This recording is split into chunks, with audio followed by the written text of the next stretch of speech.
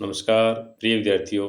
कक्षा 12 चित्रकला के अध्याय नंबर 1 पांडुलिपि चित्र परंपरा का भाग नंबर 4 है और इस भाग में प्रश्न नंबर 13 से लेकर के 18 तक आपके सामने प्रस्तुत कर रहे हैं। प्रश्न नंबर 13, जैन चित्रकला में भंडार से क्या तात्पर्य है? भंडार शब्द से ही हमें यह लग रहा है कि किसी चीज को एकत्रित कर रहे हैं, यानी यहाँ पर एक किताबों का अगर कहें तो भंडार होता है, उसे हम पुस्तकालय कहते हैं। तो जैन चित्रकला में पांडुलिपियों को एक साथ रख करके एक भंडार के रूप में यानी एक पुस्तकालय के रूप में वहाँ पर उन पांडुलिपियों को इकट्ठा किया जाता था, वो भंडार के नाम से जाना जाता था। और जैन धर्म में एक यहाँ पे दान करना है, वो एक पुण्य का काम माना जाता था। तो जैन समुदायों में सचित्र पांडुलिपि को मठ के पुस्तकालय जिसे भंडार कहा जाता था और इसमें दान करना है वो एक धार्मिक कृत्य यानी एक पुण्य का काम है, वो माना जाता था।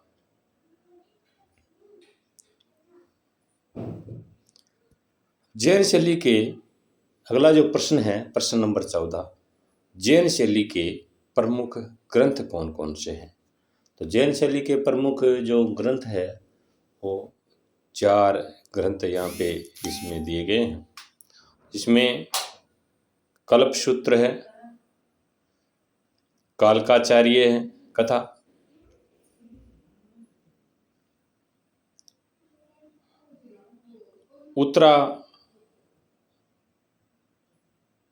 उत्तरायण सूत्र है और चौथा है संग्रहणी सूत्र। ये 4 ग्रंथ है, ये जैन शैली के प्रमुख ग्रंथ माने गए। प्रश्न नंबर 15, जैन चित्रकला का सबसे रचनात्मक काल कौन सा माना जाता है? तो जैन शैली का जो सर्वोच्च काल है वो 1350 ईस्वी से लेकर के 1450 ईस्वी माना जाता है, यानी 1 सदी। प्रश्न नंबर 16, जैन परंपरा का सबसे लोकप्रिय चित्रित ग्रंथ कौन सा है? तो हम ये 4 ग्रंथ पीछे नाम लिए थे, उसमें कल्पसूत्र है वो सबसे महत्वपूर्ण ग्रंथ इसमें माना गया है। प्रश्न नंबर 17 है, कल्पसूत्र में क्या वर्णित है? तो ये जो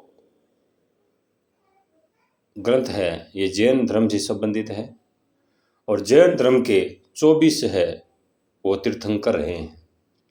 तो ये जो महत्वपूर्ण इसलिए माना गया है कि इस ग्रंथ में 24 जैन तीर्थंकरों का वर्णन है, जिसमें उनके जन्म से लेकर के निर्वाण यानी उनकी मृत्यु तक की घटनाओं का है वो वर्णन इसमें किया गया है। और मरने की घटना को यहाँ पे निर्वाण कहा गया है। और भगवान बुद्ध या तो जैन धर्म से संबंधित है और बुद्ध की जो घटना मरने की उसको महानिर्वाण कहा गया है। तो जैन और बौद्ध धर्म में जो मरने की घटना है उसको निर्वाण कहा जाता था। प्रश्न नंबर 18, कल्पसूत्र में जैन तीर्थंकरों की किन किन घटनाओं का वर्णन है?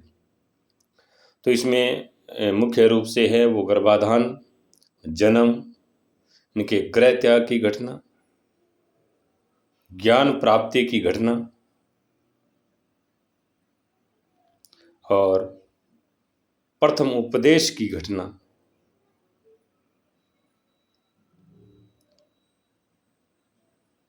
महानिर्वाण यानी उनकी मृत्यु की घटना है, यहाँ पे इनका वर्णन किया गया है।